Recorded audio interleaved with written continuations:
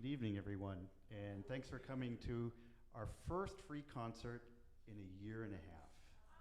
Yeah. I'm Bob Ray. I'm a member of the board at CSMA. We opened up a new wing next door, which was very exciting for us today. We opened it. And it just shows that there's so much demand for music and arts education that we've expanded beyond this right now, and we now can move over next door. We have a really interesting concert for you tonight, and I'm really looking forward to this. We're going to be paying a tribute to Charlie Parker, and we have Peter and Will Anderson with us tonight, and they've been here before. The New York Times calls them virtuosos on clarinet and saxophone, and tonight they're joined by some of the Bay Area's finest jazz musicians. So we have a pianist and vibraphonist, Kyle Athayde, and on drums we have Evan Hughes, and on bass we have Peter Barshay. I grew up in a classically trained musical family, and I didn't hear Charlie Parker until I was about 14 or 15, and I was in a jazz band in high school, and the jazz instructor put Charlie Parker on, and it was an eye-opener for me. And I'm sure it's the same thing that everybody else felt when they heard Charlie Parker when he first came on the scene, you know, many decades before, because he really revolutionized what was going on in jazz and, you know, developed what we eventually called bebop. You know, when we asked the Anderson brothers why Charlie Parker's light continues to burn so brightly, if you will, they said, you know, he brought unparalleled speed, virtuosity, rhythmic and harmonic sophistication that wasn't seen before in jazz. And, you know, as a jazz pianist myself, I know exactly what they're talking about because it's really fun to play. And I hope it's really fun for you all to listen to it tonight. So please welcome the band onto the stage. Thank you.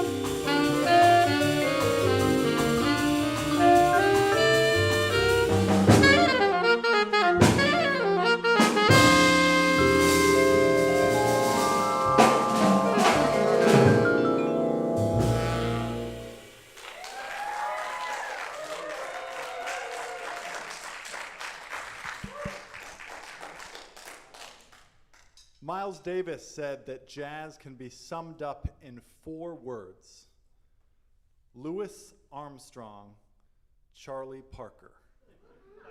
And Charlie Parker was born on August 29th, 1920. So we're a few hours away here from his 101st birthday. And we were supposed to be here a year ago celebrating his 100th birthday. But I think 101 is better. So there's so much to say about Charlie Parker, and we really don't have time to get through all of it. We could talk about him for years. And we're so honored to be here at this beautiful venue and school to be celebrating Charlie Parker's music. And we're also going to be here tomorrow at 2 o'clock giving a clinic for students and anyone interested in jazz and Charlie Parker. And we're going to be talking more about the specifics of why he was so great. But we're going to talk a little bit about him today. That last song was by Ray Noble. That was entitled Cherokee.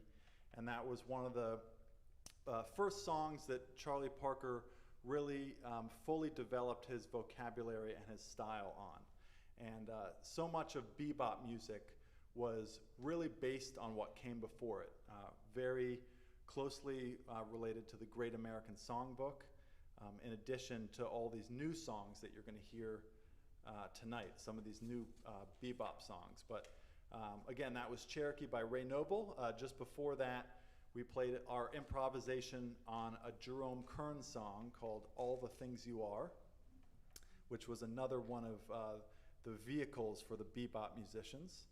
And we opened up with a Parker composition that was entitled Yardbird Suite.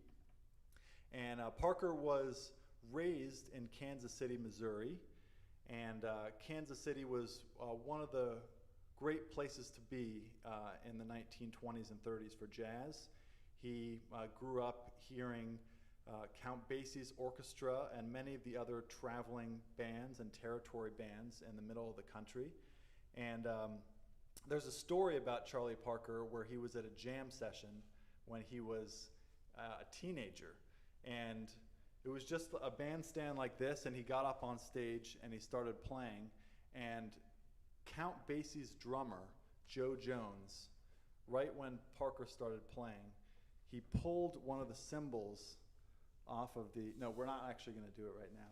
He pulled one of the cymbals off and threw it right at Charlie Parker's feet, because Charlie Parker wasn't really up to snuff that evening. And in a later interview that Parker had with Paul Desmond, he said that the following 3 or 4 years after that, he practiced his instrument for 15 hours a day. And next time he played with Joe Jones, he was fully prepared. And his first big gig with a traveling band was Jay McShann's orchestra. And he was really a bright light. He only lived till the age he was 35, but he just took the world by storm, basically from the age of 19 on. And we'd like to now play one of his own compositions, and this one kind of has a Latin flair to it.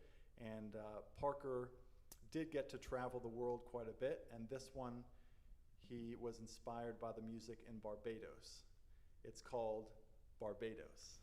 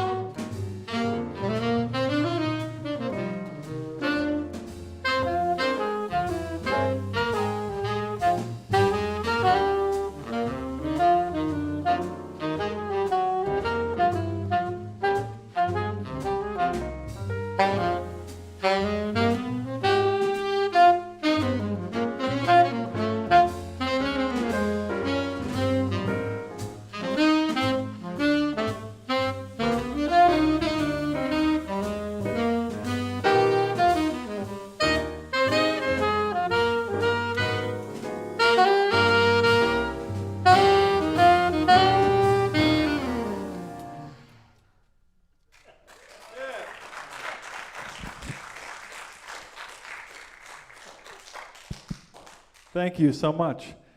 Well, as my brother mentioned, it's really a thrill for us to be here. We've performed here several times over the past couple years, and it's really just a wonderful place to come and to perform. My brother and I are coming from New York, but the rest of the band is from right here in the San Francisco area, and they're wonderful musicians. We're really, really lucky to have them. Of course, we have a gentleman over here who's playing the piano and the vibraphone, and Charlie Parker did play with a great vibraphonist named Milt Jackson, and so it's kind of a big part of Charlie Parker's sound. But we're very lucky and blessed to have this talented multi-instrumentalist, and please give him a round of applause, Kyle Athayde. On the bass, we have the wonderful Peter Barshay. And on drums, you're listening to Evan Hughes.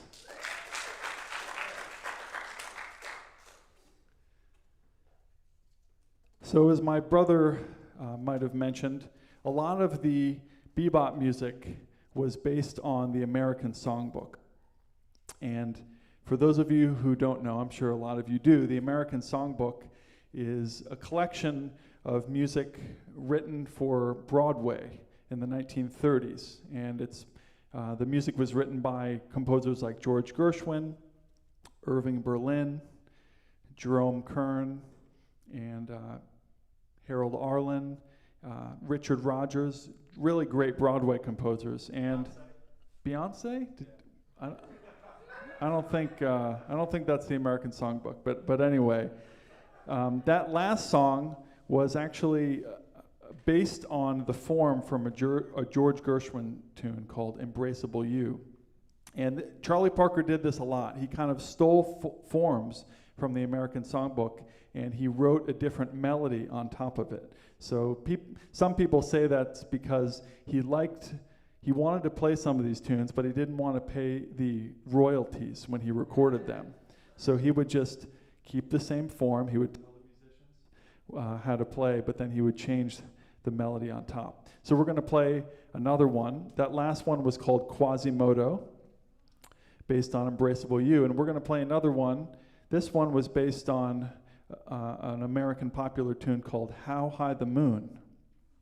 And Charlie Parker, who is nicknamed the Bird, called this ornithology.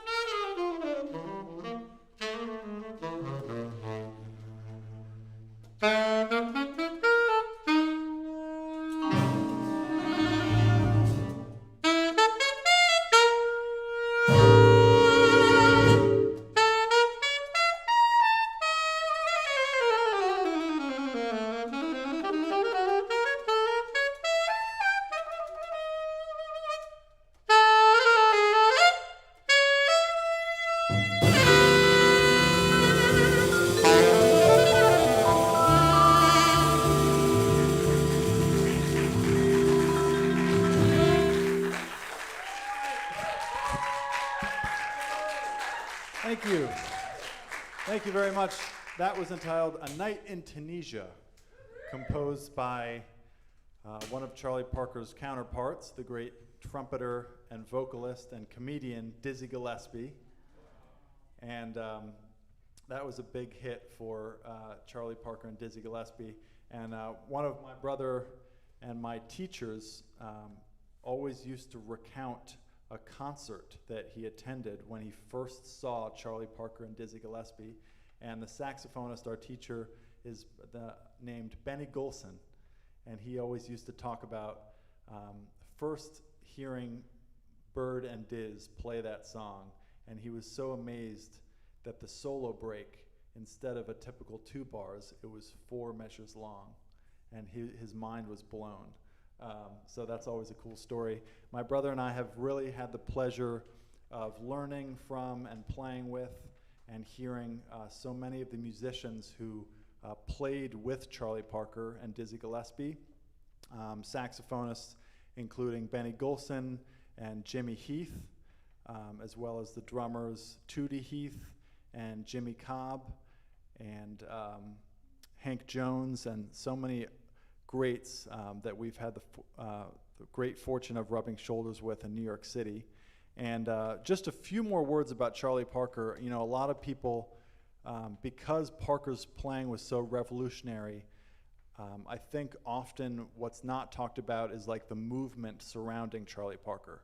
Because in the 1930s, it was really the big bands and the Harlem Renaissance.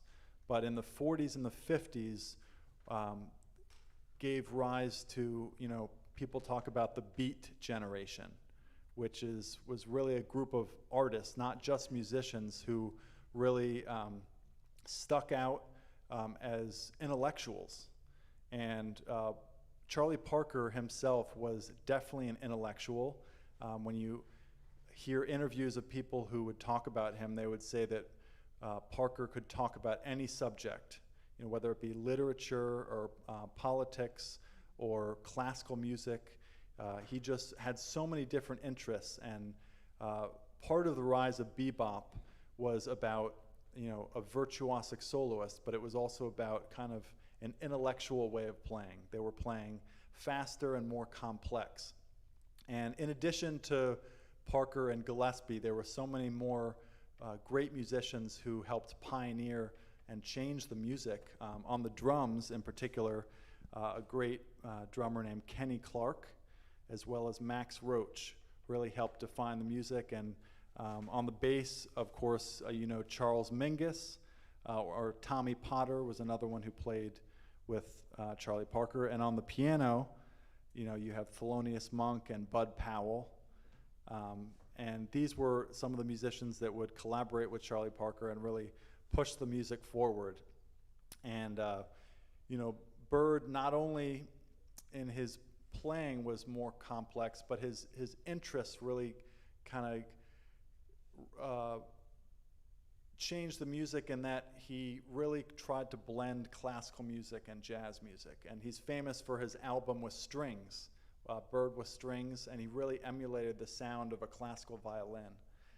So I've always been fascinated by Parker's playing, and he was one of the first people that I heard record jazz recordings of. So we're going to play one more piece for you. I know my brothers introduced these three musicians behind us, but I wanted to introduce my brother for a second, originally from Bethesda, Maryland. And he's my older brother, older by 10 minutes. How about a hand for Peter Anderson? My name's Will Anderson, and I really want to just give a second to see if we have any questions out in the audience about anything, about our shoe size, about our instruments, or about Parker in general. Yeah.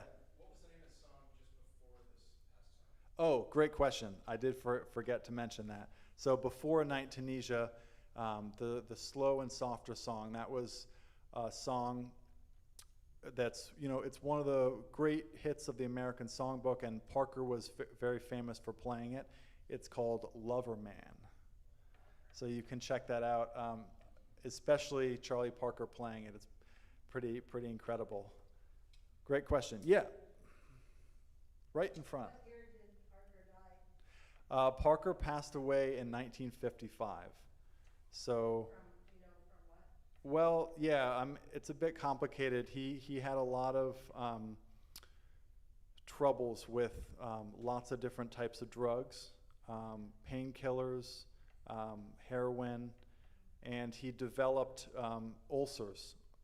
And so part of his death was mainly attributed to the ulcers. And so he was only 35 years old, which is pretty amazing. But after his death, it kind of created a movement, and musicians and artists started writing graffiti all over New York City, and it said "Bird lives." So that's pretty cool. Yeah. Is there other charts of his music? Yes, definitely. There are all types of charts. There are quintet charts. There are big band charts. I'm sure there's symphony orchestra charts. I mean, his music was so new and different that it's been arranged and written down in hundreds of different ways. That's a good question. I'm not sure if we have his notation written out, but he was known for carrying around a full orchestral score of Stravinsky's Rite of Spring. He was very influenced by Stravinsky, and he could read and write, and if you ever hear him speak, he's incredibly articulate. Whenever he'd give a show, he'd be, "Thank you kindly, ladies and gentlemen, and this next tune will be Laura." He had a very eloquent way of speaking, so that's cool to listen to those. Yeah. Did he play clarinet and flute? That's a good question. Not to my knowledge. He did play tenor saxophone kind of earlier on in his career. He was very influenced by Lester Young, who was Count Basie's saxophonist. Any other questions out there about us or? What are your all-time favorite pieces, and will you play them? Well, the song that we're going to close with is definitely one of our all-time favorites. Wow. Well, I'm just going to go around the band and ask everyone what their favorite piece of music is. How about that? That'll answer your question. My favorite song is Lush Life by Billy Strayhorn.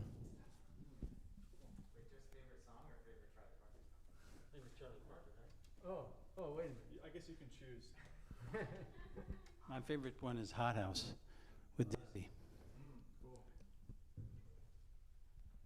Lover Man would be my favorite recording. Yeah. Cool. I can't choose between Charlie Parker songs. They're all so great. But I liked Peter's choice was a Tad Dameron song called Hot House that Parker was really famous for playing. How High the Moon with the Modern Jazz Quartet. I didn't know we were talking about Charlie Parker, but that's my favorite Charlie Parker recording. Yeah, but great question. That was a hard question back there. Any other questions or comments or concerns or complaints? Yeah. When did you graduate from Juilliard? So my brother and I graduated Juilliard in 2011, and that was actually the same year that our friend Kyle Athayde over here also graduated. We went to school together, and actually Kyle's major at Juilliard was not the piano, and it was not the vibes. It was the trumpet.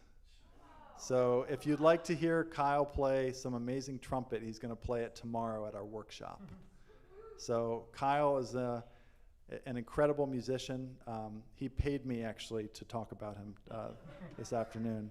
And he teaches music and he plays great piano. He plays all the instruments, and he's a big thrill to share the stage with.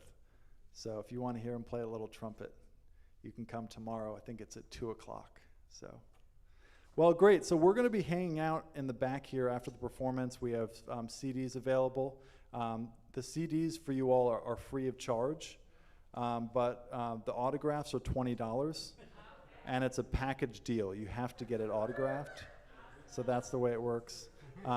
Please give a round of applause for CSMA for having us.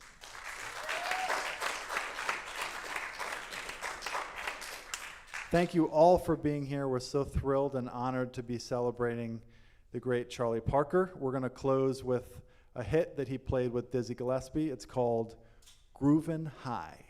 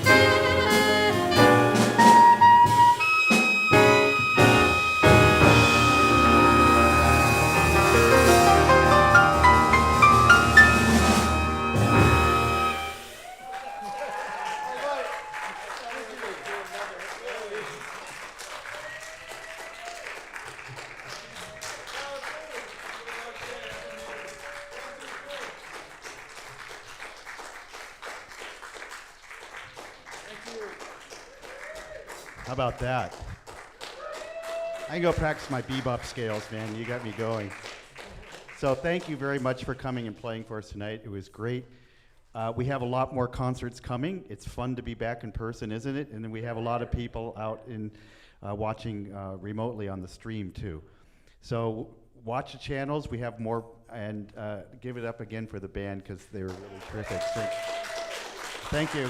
And remember, we have a workshop tomorrow for everybody who wants to come, and I'm sure we have a lot of students who are looking forward to that. Thank you and good night.